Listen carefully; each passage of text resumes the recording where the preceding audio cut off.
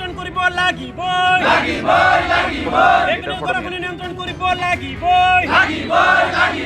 ৰসুলপুৰ গাঁও ৰক্ষা কৰিব লাগিবই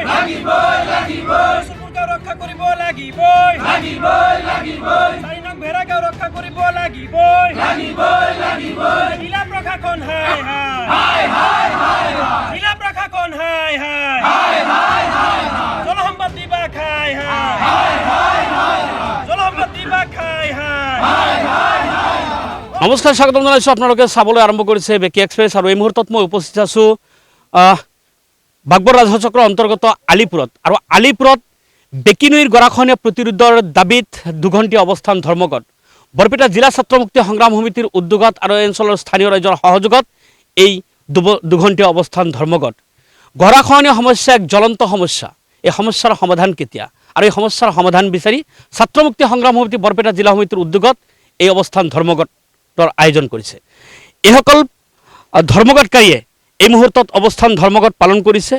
ছাত্ৰ মুক্তি সংগ্ৰাম সমিতিৰ উদ্যোগত আৰু এই অঞ্চলৰ ৰাইজৰ সহযোগত আলিপুৰ, ৰসুলপুৰ, কৈমাৰী আৰু 4 নং ভেড়াগাঁও আদি বৃহত্তৰ অঞ্চলৰ খহনীয়া সমস্যা নিয়ন্ত্ৰণ কৰাৰ আৰু স্থায়ী সমাধানৰ দাবীত এই দুঘণ্টীয়া অৱস্থান ধৰ্মঘট। আৰু ধৰ্মঘটত আহি উপস্থিত হৈছে ৰাইজৰ দলৰ সম্পাদক আশ্ৰাফুল ইছলাম ডাঙৰীয়া। তেওঁ এই মুহূৰ্তত আছে, মই কথা পাতিবলৈ চেষ্টা কৰিম। কিয় আজি ধৰ্মঘট ইয়াতে ধৰ্মঘট ৰূপায়ণ কৰিবলগীয়া হ'ল এখন শক্তিশালী চৰকাৰ বা প্ৰশাসন থকাৰ পিছতো? বাগবৰ ৰাজহ চক্ৰৰ অন্তৰ্গত আৰু নৱগঠিত মন্দিয়া সমষ্টিৰ অন্তৰ্গত আপোনাৰ আলিপুৰ, ৰসুলপুৰ, ভেড়াগাঁও, কৈমাৰী আদি অঞ্চলত বেকি নৈৰ প্ৰবল গৰাখহনীয়া চলি আছে বিগত 3টা মাহ হৈ গ'ল। আৰু বিগত 3টা মাহত স্থানীয় ৰাইজে জনোৱা মতে প্ৰায় কেইবা শতাধিক মানুহে নিজৰ ঘৰ, মাটি ভেটি হেৰুৱাই সম্পূৰ্ণ সৰ্বহাৰা হৈ পৰিছে। কিন্তু তাৰ পাছতো আজিৰ দিনটোলৈকে জিলা প্ৰশাসনৰ ফালৰ পৰা বা বিভাগীয় কৰ্তৃপক্ষৰ ফালৰ পৰা কোনো মানুহে এই অঞ্চলৰ গৰাখহনীয়াৰ পৰিস্থিতিৰ বুজ ল'বলৈ অহা নাই। স্থানীয় ৰাইজৰ লগত যেতিয়া আমাৰ কথা হ'ল, গতিকে আমি সিদ্ধান্ত ল'লোঁ যে আজিৰ এই প্ৰতিবাদী কাৰ্যসূচীৰ জৰিয়তে আমি চৰকাৰ, প্ৰশাসন আৰু বিভাগীয় কৰ্তৃপক্ষক দাবী জনাইছোঁ যে অতি শীঘ্ৰে এই অঞ্চলৰ গৰাখহনীয়া নিয়ন্ত্ৰণৰ কাৰণে তাৎক্ষণিকভাৱে ব্যৱস্থা গ্ৰহণ কৰক, 1 নম্বৰ।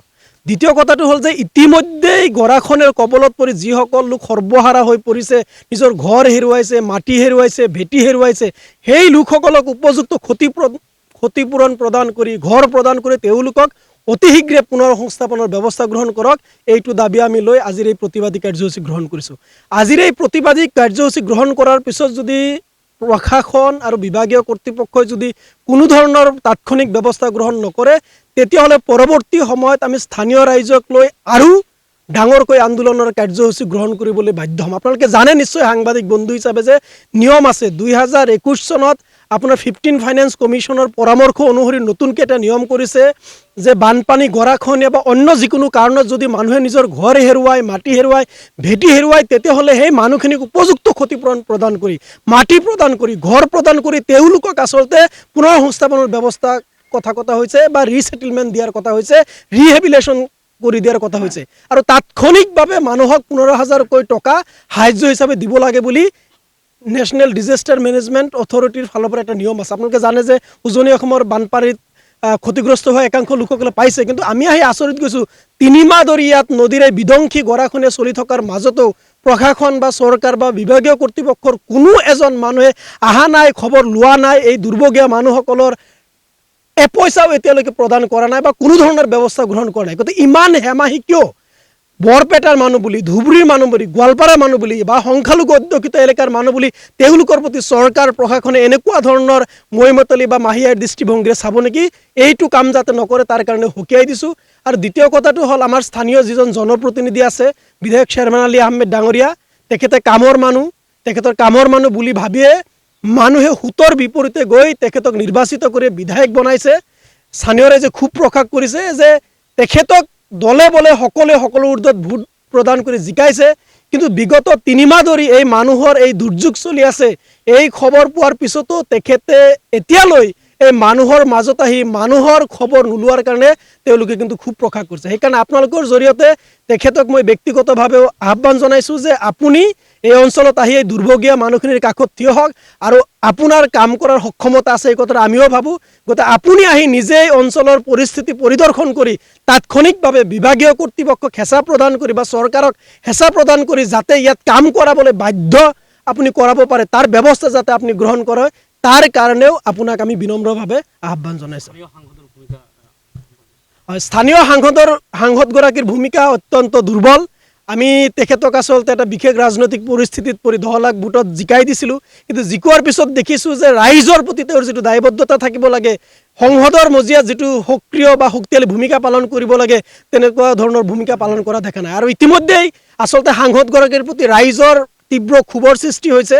তাৰ পাছতো তেখেতক আমি আহ্বান জনাম, আপুনি সাংসদ হিচাপে, আপুনি জনপ্ৰতিনিধি হিচাপে আপোনাৰ দায়িত্ব আছে। আপোনাৰ সংসদীয় এলেকা এটাত নদীৰ গৰাখহনীয়াত পৰি শতাধিক লোক নিজৰ ঘৰ হেৰুৱাইছে, মাটি হেৰুৱাইছে, বেটি হেৰুৱাইছে, তাৰপিছতো যে আপুনি এতিয়ালৈকে এটা খবৰ লোৱা নাই এইটো আচলতে ধিক্কাৰজনক।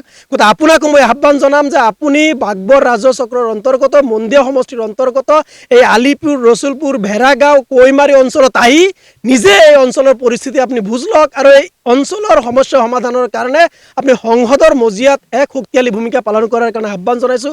আৰু যদি সেই ভূমিকা আপুনি পালন নকৰে, আপোনাৰ প্ৰতি ইতিমধ্যে ৰাইজৰ যথেষ্ট বিৰাগ ভাৱ জন্মিছে, তেতিয়াহ'লে পৰৱৰ্তী সময়ত কিন্তু আপোনাৰ কাৰণে বিপদৰ দিন আহিছে, সেই কথাটো তেখেতক সকীয়াই দিছোঁ। এয়া আছিল ৰাইজৰ দলৰ সম্পাদক আশ্ৰাফুল ইছলামৰ মন্তব্য। আৰু এই ধৰ্মঘটত উপস্থিত হৈ কেইবাটাও গুৰুত্বপূৰ্ণ মন্তব্য কৰিছে। এই মন্তব্যখিনি আপোনালোকক শুনাবলৈ চেষ্টা কৰিলোঁ। স্থানীয় ব্যক্তি আছে, মই মাত্ৰ এটা কথা আপোনাৰ পৰা জানিবলৈ চেষ্টা কৰিম। প্ৰায় 3 মাহে এই গৰাখহনীয়া চলি আছে। কিমানটা পৰিয়াল বৰ্তমান সৰ্বশান্ত হৈছে আৰু সেই মানুহখিনি ক'ত আছে? কিমান কৃষিভূমি ক্ষয়ক্ষতি হৈছে? মোটামুটি আপোনাৰ 500-600 বিঘামান কৃষিভূমি নদীৰ কবলত গৈছে। আৰু আপোনাৰ মৰাপাট আছিল, শালি খেতি আছিল, আৰু মানে আপোনাৰ এই গৰু পালাৰ যিটো ঘাঁহ খেতি সেইখিনি একবাৰে, আৰু কলা খেতি আছিল, সেইখিনি নদীৰ কবলত গৈছে। মানুহৰ ঘৰ কিমান গৈছে? 70-75টা ঘৰ এতিয়াও মানে গৃহহাৰা হৈ। আলিপুৰ, কৈমাৰী, আলিপুৰে ৰচুলপুৰতো আৰু 50টা গুচি গৈছে। আলিপুৰে 70 ঘৰ গৈছে। বাকী এই যে যিখিনি 3 মাহ চলি আছে, স্থানীয় জিলা প্ৰশাসন বা জনপ্ৰতিনিধি কোনোবা নিৰ্বাচিত প্ৰতিনিধি আহিছিল নেকি চাবলৈ? না অহা নাই। মই জনাইছোঁ, গাঁওবুঢ়াক জনাইছোঁ, মই প্ৰতিনিধিক জনাইছোঁ। তাৰমানে মই ফোনেৰে দি জনাইছোঁ মানে মোবাইলেদি ভিডিঅ' কৰি সেই ভিডিঅ'টো এই MLA তাতে পঠাই দিছোঁ। সেই কৈছে যে জানুৱাৰীৰ আগত মানে 2 মাহৰ আগতে কাম কৰিব নোৱাৰোঁ, কিন্তু আশ্বাস দিছে যে কামটো কৰিম, কামটো চেংচন হৈছে বোলে। ময়ে নাজানো, সেই তাৰমানে জানে, ছাৰে জানে যে কামটো চেংচন হৈছে। আৰু মোটামুটি 15 দিন আগত এই ইঞ্জিনিয়াৰ আহিছিল, এইটো জিঅ'টেক কৰিছে। কিন্তু জিঅ'টেক কৰোঁতে যদি আৰু 1 মাহ চলি যায় তেতিয়াহ'লে মোৰ ঘৰ বাৰী একো নাথাকে, মোৰ আলিপুৰ গাঁৱতেই নাথাকে। এতিয়া মই দাবী জনাওঁ যে মোৰ কৰ্তৃপক্ষৰ পৰা আৰু মন্দিয়া চাৰ্কলৰ পৰা আৰু মোৰ যিখিনি MLA আছে আহি মানে সেই জাগাৰ বস্তু লওক। আৰু যিটো মানে আপোনাৰ এই মোৰ MP আছে, এইটো মানে একদম নাজানে, কামৰ বিষয় একো নাজানে। সেই খালি মিছা কথা কৈ ভোটটো লৈ ইয়াৰ পৰা গুচি গৈছে। আৰু বাদ বাকী মই দেখা নাই, আৰু 5 বছৰ দেখিম না নাই সেইটো মোৰ সন্দেহ। এই মন্তব্য আছিল স্থানীয় যিসকল ব্যক্তি ভুক্তভোগী ৰাইজ, তেওঁলোকৰ বক্তব্য আমি কিছু গ্ৰহণ কৰিবলৈ চেষ্টা কৰিলোঁ। আৰু ইতিমধ্যে যিসকল ধৰ্মঘটকাৰী ছাত্ৰমুক্তি সংগ্ৰাম সমিতিৰ উদ্যোগত যি আয়োজন কৰা ধৰ্মঘট, এই ধৰ্মঘটত উপস্থিত হৈ ৰাইজৰ দলৰ সম্পাদক আশ্ৰাফুল ইছলামে ইতিমধ্যে জানিবলৈ দিছে যে দুখ আৰু পৰিতাপৰ বিষয় যে এই 3 মাহ ধৰি চলি থকা গৰাখহনীয়াৰ খবৰ কিন্তু জিলা প্ৰশাসনৰ ফালৰ পৰা কোনো এজন ব্যক্তিয়ে ল'বলৈ তেওঁলোকৰ সময় নহ'ল। স্থানীয় সাংসদ বিধায়কৰ প্ৰতিও ক্ষোভ প্ৰকাশ কৰিছে যে তেওঁলোকে এই মুহূৰ্তলৈকে কোনো খবৰ লোৱা নাই। স্থানীয় যিসকল ভুক্তভোগী তেখেতসকলে জানিবলৈ দিছে যে প্ৰায় 100 বিঘা কৃষিভূমি আৰু প্ৰায় শতাধিক পৰিয়ালৰ ঘৰ বাৰী এই অঞ্চলৰ পৰা নৈৰ বুকুত জাগ হৈছে। তথাপি কিন্তু জিলা প্ৰশাসন বা স্থানীয় জনপ্ৰতিনিধি এইখিনি চোৱাৰ কাৰণে তেওঁলোকৰ সময় হোৱা নাই। গতিকে যদিহে অনতিপলমে শীঘ্ৰে এই খহনীয়া প্ৰতিৰোধ কৰা নহয়, তেতিয়াহ'লে এই অঞ্চল নৈৰ বুকুত যা যাব, তাক লৈ শংকিত হৈ আছে অঞ্চলৰ ৰাইজ। গতিকে এই প্ৰতিবেদন প্ৰকাশ পোৱাৰ পিছত স্থানীয় জনপ্ৰতিনিধি তথা চৰকাৰ বা জিলা প্ৰশাসনৰ গা লৰিবনে, সেয়া সময়ত লক্ষণীয় হ'ব। চাই আছিল আপোনালোকে বেকি এক্সপ্ৰেছ, চাই থাকিব। ধন্যবাদ।